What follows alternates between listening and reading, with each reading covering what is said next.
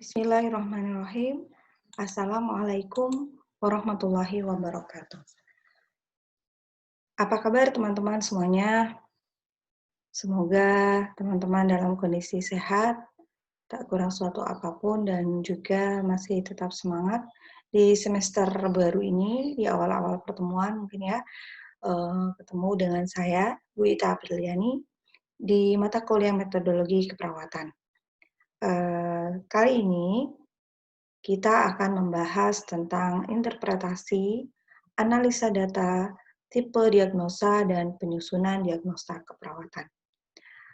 Baik teman-teman, sebagai review di awal pertemuan kita kali ini, saya ingin mengingatkan pertemuan sebelumnya dengan Bu Murni ya, yang sudah dijelaskan panjang lebar oleh Bu Murni bagaimana mulai dari pengkajian hingga validasi data kalau tidak salah ya.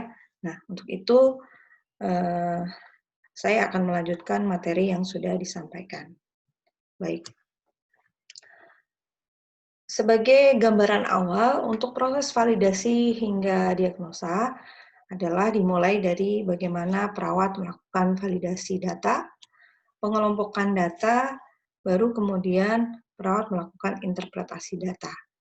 Dan setelah itu baru dilakukan identifikasi masalah, dan terakhir adalah pernyataan perawat dalam bentuk diagnosa keperawatan. Untuk klarifikasi dan analisa data, data diperoleh dari keadaan klien yang tidak sesuai dengan standar yang sudah ada. Nah, untuk ini perawat harus memahami apa saja standar kesehatan yang seharusnya klien atau pasien miliki ya, dengan mengetahui konsep dasar kesehatan dari klien. Kemudian pengelompokan data, yaitu mengelompokkan data atau keadaan tertentu klien, di mana klien mengalami permasalahan kesehatan atau keperawatan berdasarkan kriteria permasalahannya. Berikutnya, pengelompokan data dapat disusun berdasarkan pola respon manusia, baik itu dengan berdasarkan taksonomi Nanda atau pola fungsi kesehatan, misalnya Gordon atau Henderson misalnya, ya. Oke. Untuk proses validasi masalah klien, kita harus memahami pola taksonomi. Misalnya yang digunakan adalah taksonomi Nanda yang meliputi respon manusia terhadap pertukaran gas, komunikasi, berhubungan, nilai-nilai, pilihan, bergerak, penafsiran, pengetahuan, dan perasaan. Ya. Nah, 9 respon manusia ini harus dikaji oleh seorang perawat terhadap pasien ya, secara individual. Ada lagi menurut Gordon ya, ini ada 11 taksonomi ya, 11 fungsi, 11 pola fungsi menurut Gordon. Yang pertama persepsi kesehatan, pola nutrisi, pola eliminasi, pola aktivitas, tidur, kognitif, persepsi diri, peran, seksualitas, coping, dan nilai. Ke-11 pola ini biasanya kita kaji dengan menanyakan langsung pada pasien ya. Nah, kalau pasiennya dalam kondisi tidak sadar, kita bisa mendapatkan datanya ke keluarga atau orang terdekat pasien ya. Dari pernyataan sebelum pasien sakit dan selama sakit, nantinya akan kita simpulkan dengan bentuk analisa, validasi data, dan analisa data. Oke. Untuk validasi data adalah sebuah kegiatan yang kita lakukan dengan mengajukan pertanyaan dan pernyataan yang reflektif kepada klien atau keluarga tentang kejelasan interpretasi data. Ya. Validasi ini dilakukan dengan mengajukan pertanyaan yang efektif ya. Jadi misalnya pola tidur. Kapan biasanya pasien mulai berangkat tidur? Kalau malam jam berapa, bangun jam berapa. Begitu juga ketika siang misalnya, tidur atau tidak ya. Apakah ada masalah ketika tidur? Misalnya setelah tidur nanti sebentar-sebentar bangun dan sebagainya ya. ajukan pertanyaan-pertanyaan yang efektif yang bisa kita gali dari pasien untuk menentukan nanti analisa datanya seperti apa. Nah, ini gambaran sekilas tentang bagaimana proses analisa data hingga mencapai sebuah kesimpulan diagnosa keperawatan. Nah, untuk menyimpulkan diagnosa keperawatan, di sini ada prosesnya, yaitu klarifikasi data, analisa data, interpretasi data, validasi data, dan perumusan diagnosa keperawatan. Jadi sebelum sampai ke langkah diagnosa, ini yang harus perawat lakukan. Ya, oke. Nah, apa saja yang dilakukan pada saat interpretasi atau identifikasi data? Yang pertama adalah menentukan kelebihan klien. Kelebihan klien ini bisa kita tanyakan dengan tadi ya, validasi data. Apakah memang pasien memiliki sumber-sumber kekuatan yang nantinya akan mendukung terhadap proses keperawatan yang dibutuhkan klien. Kemudian menentukan masalah klien ya. Masalah klien nanti kita akan menemukan masalah klien setelah kita melakukan tadi analisa dan verifikasi data. Kemudian menentukan masalah klien yang pernah dialami. Nah, ini meliputi riwayat kesehatan klien ya. Sebelum sakit yang sekarang, apakah pernah mengalami sakit yang serupa atau sakit yang lain yang berhubungan dengan sakit pasien yang saat ini ya. Nah, ini penting untuk melihat bagaimana kemungkinan adanya kekambuhan, adanya pengaruh dari penyakit sebelumnya, ya kronologisnya seperti apa, ya. Kemudian kegiatan yang keempat adalah menentukan keputusan. Nah, keputusan ini bisa meliputi 4 ranah. Yang pertama ketika tidak ada masalah atau tidak ada problem, tapi perlu peningkatan status dan fungsi. Misalnya, ketika kita verifikasi data tentang pola tidur, pasien mengalami gangguan pola tidur. Dilihat dari misalnya sebelum sakit biasanya bisa tidur malam sekitar 5-6 jam. Akan tetapi selama sakit pasiennya tidak bisa tidur malam ya, tidurnya hanya 1 atau 2 jam. Tapi ketika kita tanya ternyata di siang hari pasiennya itu bisa tidur sekitar 4-5 jam. Nah, berarti sebenarnya bukan ada masalah, bukan ada gangguan, tetapi ada perubahan pola. Nah, ketika ada perubahan pola, yang harus kita lakukan adalah bagaimana peningkatan status dari kesenjangan pola tersebut, ya. Misalnya dengan perlakuan khusus, ya, intervensi khusus untuk menangani masalah perubahan pola tidur ini. Kemudian masalah yang kemungkinan ya, yang mungkin akan terjadi. Ini dikaitkan dengan data-data yang perawat peroleh. Misalnya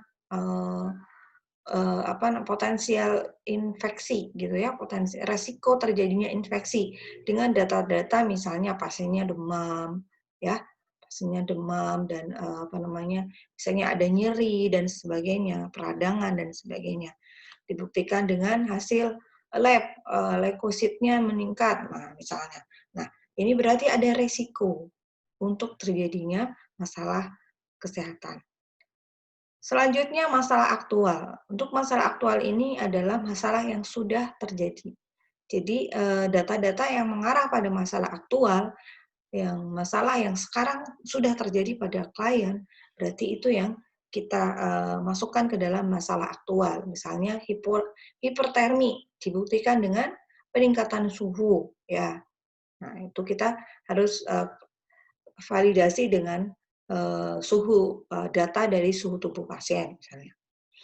Selanjutnya masalah kolaboratif. Nah, untuk masalah kolaboratif ini memang seperti yang sudah dijelaskan oleh Bu Murni bahwa seorang pasien ini dia ibaratnya dikeroyok gitu ya, bukan dikeroyok dalam hal negatif, tapi dia akan ditangani oleh berbagai disiplin ilmu, tidak hanya tidak hanya perawat, dokter, farmasis, radiologis, atau dengan gizi dan sebagainya ya. Nah, ini semuanya berkolaborasi untuk mengatasi masalah pasien tersebut. Misalnya, yang tadi diagnosanya dengan masalah infeksi, bagaimana kita berkolaborasi dengan analis untuk pemeriksaan darah lengkap, ya. Kemudian dengan dokter untuk terapi antibiotiknya misalnya. Kemudian untuk farmasis, dosisnya, ya. Bagaimana untuk gizi, bagaimana untuk pemenuhan nutrisinya agar status pasien menjadi lebih meningkat, mulai dari dengan masalah aktual hingga kemudian dia sejahtera, seperti itu ya. Nah, masalah kolaboratif ini memang harus ditegakkan dengan data-data yang memang sudah dikumpulkan oleh perawat. Kemudian bagaimana menentukan keputusan terkait identifikasi interpretasi data yang sudah kita lakukan. Yang pertama tadi tidak ada masalah, tetapi perlu peningkatan status dan fungsi kesejahteraan. Nah, ini kriterianya adalah tidak ada indikasi respon keperawatan, ya. Artinya si pasien ini tidak terlalu membutuhkan tindakan keperawatan. Kemudian meningkatnya status kesehatan dan kebiasaan, ya. Jadi berubahnya pola yang sebelum dan selama sakit ini bisa kita tanyakan. Jika tidak ada perubahan pola, berarti dia hanya tidak ada masalah, ya. Kemudian adanya inisiatif promosi kesehatan untuk meningkatkan derajat kesehatan yang optimal. Misalnya dengan kondisi ini pasien semakin prepare dengan kondisinya, ya. Yang tadinya mungkin makannya terlambat, nah sekarang makannya jadi tepat waktu, mau makan lebih banyak dan sebagainya. Nah, dengan klarifikasi data dan validasi data ini bisa kita simpulkan bahwa pasiennya untuk pola makan misalnya tidak ada masalah, ya. Kemudian masalah yang kemungkinan, yang sifatnya mungkin, ya, tadi adalah pola mengumpulkan data yang lengkap untuk memastikan ada tidaknya masalah yang diduga, ya.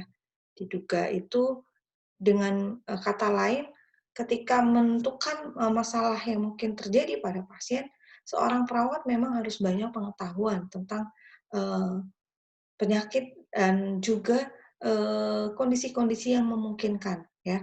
Jadi disinilah critical thinking ya yang dibahas di awal-awal. Critical thinking, berpikir kritis tentang pasien itu memang harus dilakukan pada saat-saat seperti ini, ya. Kemudian masalah aktual atau risiko atau sindrom. Nah, ini ditegakkan dengan melihat yang pertama tidak mampu merawat klien, kemudian menolak masalah dan pengobatan. Nah, ini biasanya kita harus melihat terhadap tingkat pengetahuan, kemauan, dan juga kemampuan pasien. Ya, 3M. Kita harus melihat dari situ. Apakah pasiennya mau, mampu, dan mau, tahu, dan mampu. Nah, dilihat. Kalau misalnya dia tidak mau, berarti dia ada masalah dengan motivasi, dengan dirinya. Nah, kalau tidak mau dirawat, tidak mau diselesaikan masalahnya, ini berarti kemungkinan pasiennya belum paham atau sudah tahu tapi dia tidak mau, ya. Nah, ini intervensinya akan berbeda ya, manakala ada antara pasien yang mau dengan yang tidak mau, ya. Tidak maunya itu karena apa? Harus kita gali lebih lanjut, ya. Kemudian mulai mendesain perencanaan, pelaksanaan, evaluasi untuk mencegah, menurunkan, atau menyelesaikan masalah. Dengan kita menentukan, oh ternyata ini masalah aktualnya yang sekarang sudah terjadi pada pasien adalah misalnya infeksi. Nah, apa yang harus dilakukan? Oh, berarti misalnya dengan perawatan yang antiseptik harus memperhatikan perawatan yang steril dan sebagainya. Nah, bagaimana pencegahannya? untuk terjadinya infeksi yang lebih lanjut. Bagaimana upaya untuk menurunkan masalah tersebut dan kemudian menyelesaikan masalah tersebut. Nah, dari interpretasi ini kita sudah mulai membuat planning ya, mulai dari perencanaan hingga bagaimana menyelesaikan masalah. Selanjutnya masalah kolaboratif. Ya, tadi sudah saya singgung di awal. Untuk menentukan masalah kolaboratif ini ada beberapa hal yang perlu kita lakukan. Misalnya, konsultasi dengan tenaga kesehatan profesional yang kompeten dan bekerja secara kolaboratif pada masalah tersebut. Ya, masalah yang dihadapi pasien tidak hanya masalah perawat, gitu ya. Tidak hanya perawat yang bertugas untuk menyelesaikan masalah pasien, tapi ada bagian lain yang tadi saya jelaskan, dokter, farmasi, dan sebagainya. Kemudian masalah kolaboratif, meliputi komplikasi fisiologis yang diakibatkan dari patofisiologi, pengobatan, dan situasi yang lain. Tugas perawat adalah memonitor untuk mendeteksi status klien dan mengkolaborasikan dengan tenaga medis lain guna pengobatan yang tepat, ya. Jadi sekali lagi, kita di tim kesehatan, di tim medis di sebuah pelayanan rumah sakit misalnya, itu bukan sebagai Superman, tapi super tim. Nah, dengan adanya konsep super tim ini, kita harus melihat bahwa tidak hanya perawat yang bisa, nggak mungkin perawat bisa menyelesaikan masalah pasien sendiri, akan tetapi kita membutuhkan tenaga kesehatan lain yang profesional untuk kemudian bersama-sama menyelesaikan masalah klien. Berikutnya komponen penulisan diagnosa keperawatan. Nah, meliputi PES ya, problem, etiologi, dan simptom. Problem adalah kita bisa menentukan bahwa masalah itu adalah problem pasien dengan ditentukan dari data yang terkumpul yang telah divalidasi dan diidentifikasi polanya ya. Dari problemnya ya yang sudah kita laksanakan di awal. Kemudian etiologi atau penyebab ditentukan dengan cara menghubungkan faktor yang berhubungan dengan masalah yang dapat mempengaruhi status kesehatan. Oke, misalnya tadi nyeri berhubungan dengan apa? Proses infeksi, misalnya didukung dengan data-data yang sudah perawat temukan, yang pasien keluhkan dan sebagainya. Kemudian simptom. Simptom ini adalah hasil pengelompokan data, yaitu data subjektif dan objektif, dengan memperhatikan karakteristik dari pernyataan masalah. Jadi kita harus melihat apa yang dikeluhkan pasien dengan apa yang kita lihat, apa yang kita bisa ukur datanya, ya. Nah, itu masuknya ke simptom. Untuk rumusan diagnosa keperawatan dengan PES. Ini lengkap ya. Ada problem, etiologi, dan simptom. Ada juga tipe diagnosa problem dan etiologi, ada juga tipe diagnosa problem dan simptom saja. Nah, ini keterangannya BD itu berhubungan itu berarti dihubungkan ketika masalah yang kita temukan baik itu aktual, potensial, dan simptom ya. Kalau yang nomor 1 ini berarti aktual ya, aktual berarti memang sudah terjadi. Nah, buktinya apa? Ada masalah, ada penyebab, dan dibuktikan dengan adanya simptom atau tanda ya. Contoh, nyeri berhubungan dengan proses infeksi dengan data atau tanda, misalnya ada luka, suhu tubuh meningkat dan sebagainya, hasil lab leukosit meningkat dan sebagainya. Nah, ini berarti masalah pasien sudah aktual ya, sudah benar-benar terjadi. Kalau hanya potensial berarti yang kita temukan adalah problem atau masalah dan penyebab, sementara simptomnya tidak ada. Nah, itu berarti potensial. Adapun diagnosa simptom hanya masalah dan simptom saja, ya. Oke. P. Nah, P ini menjelaskan status kesehatan dengan singkat dan jelas, ya. Kemudian E atau etiologi, penyebab masalah yang meliputi faktor penunjang dan faktor resiko yang terdiri dari patofisiologi, situasional, medical treatment, maturasional. Nah, patofisiologi itu dilihat dari semua proses penyakit yang dapat menimbulkan tanda gejala yang menjadi penyebab timbulnya masalah kesehatan. Kemudian situasional, yaitu situasi personal berhubungan dengan klien sebagai individu dan environment berhubungan dengan lingkungan yang berinteraksi dengan klien. Adapun medical treatment, yaitu pengobatan atau tindakan yang diberikan yang memungkinkan terjadinya efek yang tidak menyenangkan yang dapat diantisipasi atau dicegah dengan tindakan keperawatan. Kemudian maturasional, ini adalah tingkat kematangan atau kedewasaan klien dalam hal berhubungan dengan tingkat pertumbuhan dan perkembangannya. Ya. Semua elemen dari etiologi ini harus kita pertimbangkan untuk kemudian kita bisa menentukan diagnosa keperawatan bagi klien. Untuk simptom, ya, definisi karakteristik tentang data subjektif dan objektif sebagai pendukung diagnosa aktual. Jadi kalau sudah P, E, dan S-nya ini sudah ada semuanya, berarti masalah yang muncul pada pasien adalah aktual yang sudah terjadi. Dan biasanya masalah aktual ini harus segera diatasi.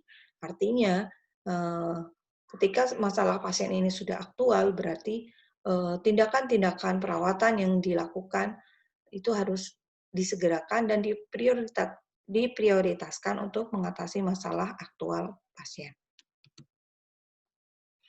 Contoh etiologi, ya. Contoh etiologi di sini ada patofisiologi, misalnya intoleransi aktivitas berhubungan dengan penurunan transport oksigen sekunder terhadap gagal jantung kongestif yang dibuktikan dengan napas pendek. Ini simptom ya.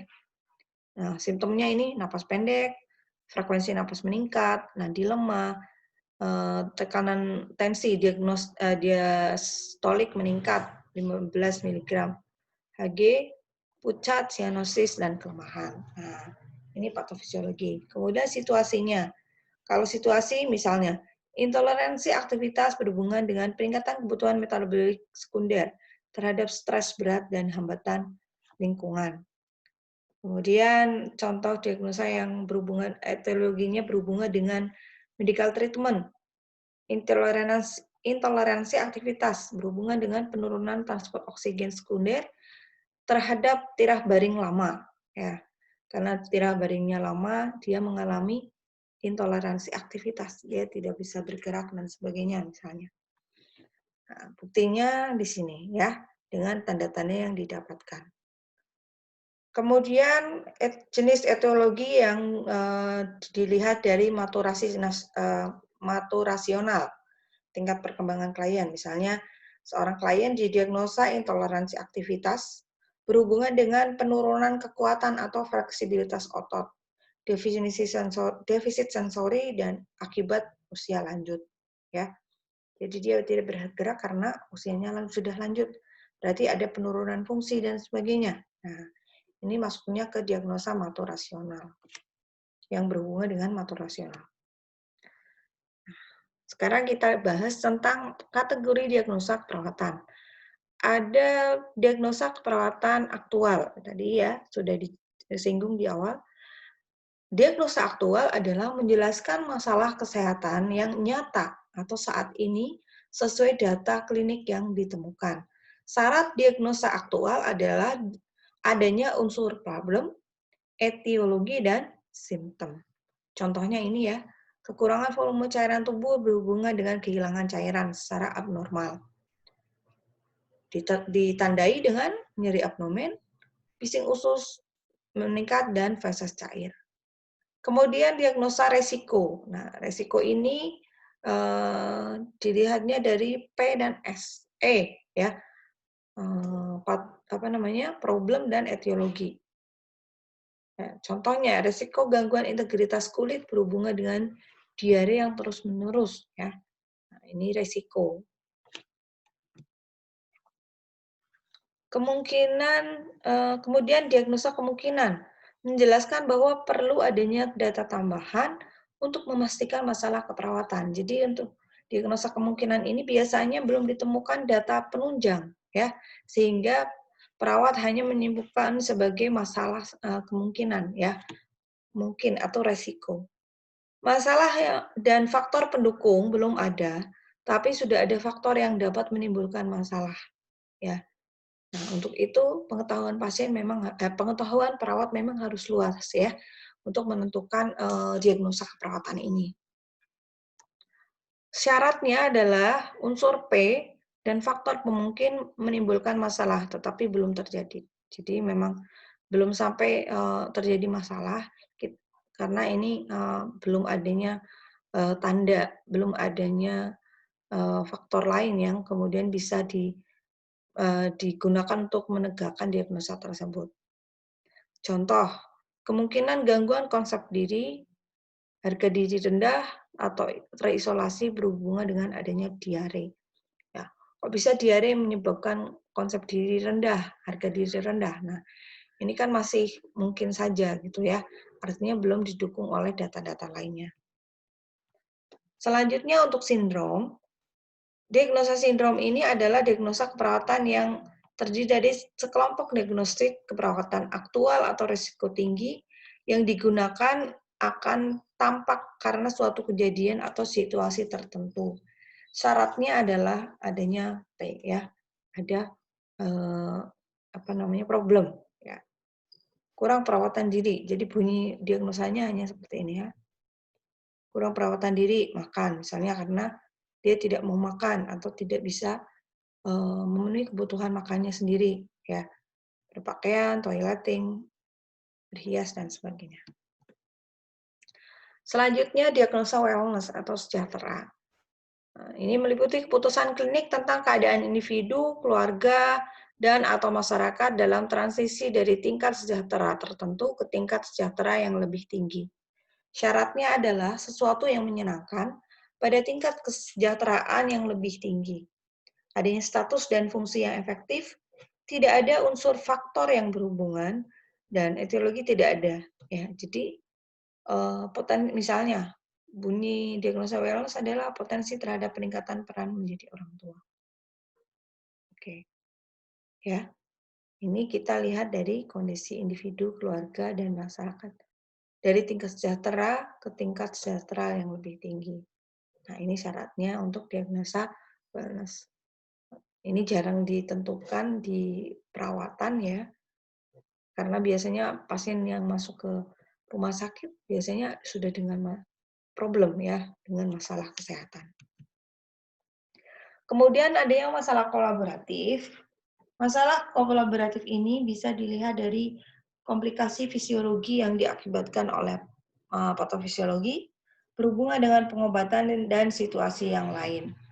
Tugas perawat adalah memonitor untuk mendeteksi status klien dan berkolaborasi dengan tim medis, ya, dengan label potensial komplikasi, ya. Nah, dengan ini misalnya contoh diagnosanya adalah potensial komplikasi hipoglikemi. Nah, datanya apa saja karena ada masalah di dalam komplikasi fisiologis yang ada yang ditemukan pada klien.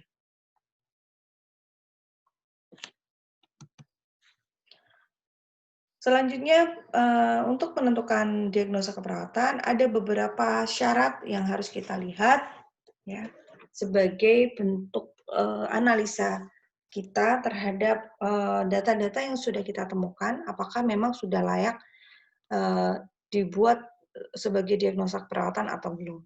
Nah, persyaratannya apa saja? Yang pertama adalah perumusan harus jelas, singkat, dan itu berasal dari respon pasien. Kemudian spesifik dan akurat atau pasti. Yang ketiga, dapat merupakan pernyataan dari penyebab. Keempat, memberikan arahan pada asuhan keperawatan. Jadi harus mempunyai arah, pernyataan diagnosa itu harus mempunyai arah perawatan. Jangan sampai kita sudah menentukan diagnosa, tetapi ternyata tidak ada intervensi yang bisa kita lakukan untuk menyelesaikan masalah tersebut, ya, menyelesaikan diagnosa tersebut. Nah, itu berarti tidak bisa dimasukkan ke dalam syarat diagnosa keperawatan ini. Kemudian yang keempat, dapat dilaksanakan oleh perawat, ya.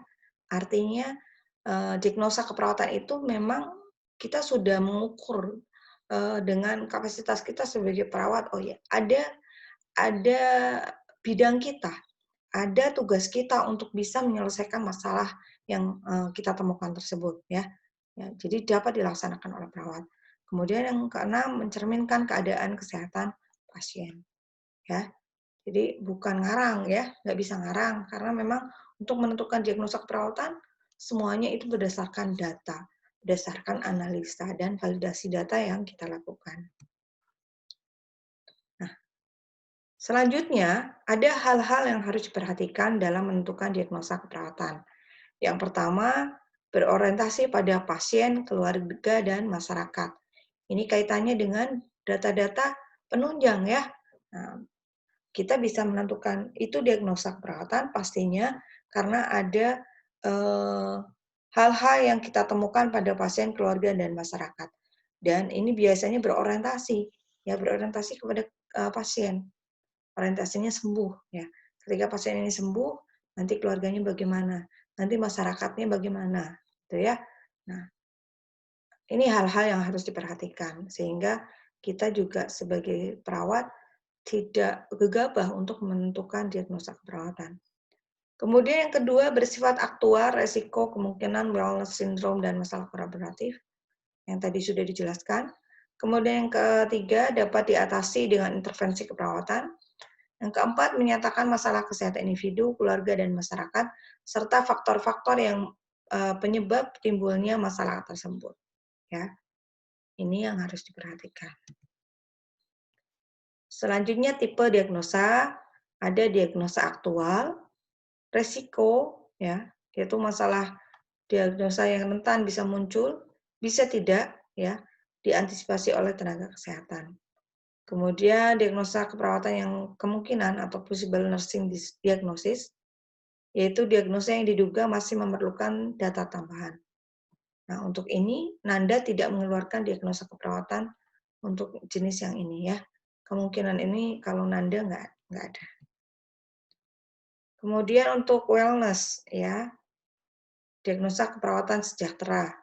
Dilihat dari tingkat kesehatan khusus ke tingkat kesehatan yang lebih baik. Kemudian diagnosa sindrom terdiri dari sekelompok diagnosa perawatan aktual dan risiko yang diduga akan tampak karena suatu kejadian atau situasi tertentu. Untuk ini Nanda telah menyetujui dua diagnosa keperawatan sindrom, yaitu sindrom trauma perkosaan dan risiko terhadap sindrom disuse, ya. Ini Carpento 97. Adapun komponen diagnosa, secara umum diagnosa keperawatan yang lazim dipergunakan oleh perawat di Indonesia adalah diagnosa keperawatan aktual dan diagnosa keperawatan risiko. Ya, ini yang sering digunakan di Indonesia. Perumusan penggunaan 3 komponen yaitu problem atau masalah, etiologi atau penyebab, dan simptom atau tanda dan gejala. Untuk contoh diagnosa risiko, misalnya, risiko infeksi itu adalah bunyi diagnosa problem berhubungan dengan adanya luka trauma jaringan. Nah, ini adalah etiologi. Pada diagnosa risiko, tanda atau gejala sering tidak dijumpai. Hal ini disebabkan karena masalah belum terjadi, tetapi mempunyai risiko untuk terjadi apabila tidak mendapatkan intervensi atau pencegahan dini yang dilakukan oleh perawat. Jadi misalnya risiko infeksi. Kenapa kita mendefinisikan diagnosa ini? Ya karena sudah ada luka misalnya. Lukanya ternyata kotor, bau. Nah, berhubungan dengan etiologi karena ada luka jahitan. Nah, ada luka jahitan, tapi di sini belum ada tanda-tanda yang lain gitu ya. Baru risiko, oh ada risiko infeksi karena kita menemukan ada luka, walaupun di luka ini belum tidak ada data-data infeksi. Nah, tapi kita tegakkan diagnosa risiko infeksi karena memang sudah ada luka trauma jaringan misalnya. Nah, sebagai contoh kasus adalah anak Ki 16 tahun sudah hampir 6 kali buang air besar dan perutnya terasa mulas. Anak Ki juga mengatakan bahwa fesesnya cair dan ia merasa sangat haus. Ibu anak Ki mengatakan 2 hari sebelumnya anak Ki membeli jajanan di pinggir jalan sekolahnya yang terlihat kotor. Dari hasil pengkajian, didapatkan data tekanan darah 90/70, kemudian nadi 50 kali per menit, turgor kulit jelek, mukosa mulut dan bibir kering, kapilari refill lebih dari 3 detik, dan clean tampak lemas. Nah, ini kan data semua ya. Nah, bagaimana proses untuk menentukan diagnosanya? Nah, kita verifikasi data dan interpretasi data. Data subjektif, anak Ki sudah hampir 6 kali buang air besar dan perutnya mulas. Anak Ki juga mengatakan bahwa fesesnya cair, ya. Ini bisa kita masukkan ke dalam kita bisa melihat juga ya sebagai data objektif. Anak Ki mengatakan 2 hari sebelumnya membeli jajan di pinggir sekolahnya yang kotor. Nah, adapun data objektifnya adalah klien tampak lemas, tekanan darah rendah, nadi cepat.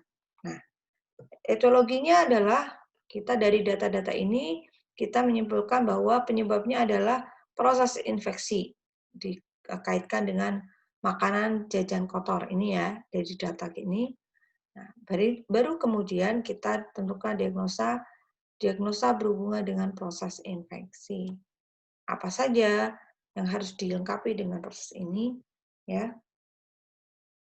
Nah, karena diare ini kan sudah aktual, sudah terjadi berhubungan dengan proses infeksi di dalam saluran pencernaannya.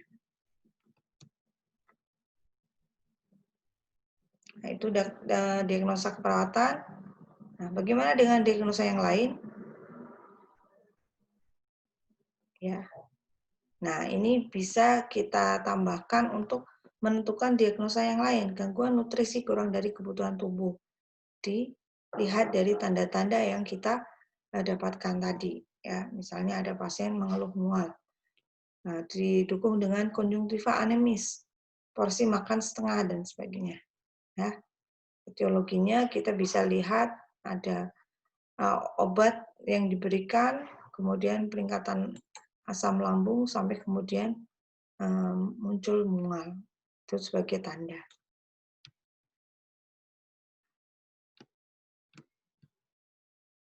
Nah, berikutnya ini ada contoh kasus, ya. Nyonya W usia 65 tahun dirawat di ruang ICU sejak 1 bulan yang lalu. Ya, jadi dirawat di intensive care unit. Nyonya W mengatakan bahwa ia batuk selama 2 hari yang lalu, tetapi tidak mampu mengeluarkan dahaknya. Batuk kemudian dirawat di ICU ya. Pasien terlihat gelisah, sulit berbicara ya dengan data-data TTV-nya RR-nya 12 kali per menit dan hasil auskultasi paru ronhi positif. Nah, dengan data yang sedikit ini coba teman-teman kembangkan ya. Kembangkan untuk kemudian disimpulkan dalam diagnosa. Nah, untuk menentukan diagnosa ini, data-data penunjang apa saja yang bisa teman-teman lengkapi. Nah, dari kasus yang singkat ini silakan dikembangkan, ya. Kemudian teman-teman berlatih untuk membuat diagnosa keperawatan yang mungkin terjadi, ya, baik itu aktual, potensial maupun sindrom yang bisa terjadi pada Nyonya W. Silahkan teman-teman kerjakan dan nanti tugasnya di-upload di Skalsa di kantong tugas yang nanti akan saya sediakan. Ya, begitu penjelasan dari saya, kurang lebihnya mohon maaf. Jika masih ada yang belum dimengerti, bisa ditanyakan di forum diskusi. Terima kasih, semoga bermanfaat. Assalamualaikum warahmatullahi wabarakatuh.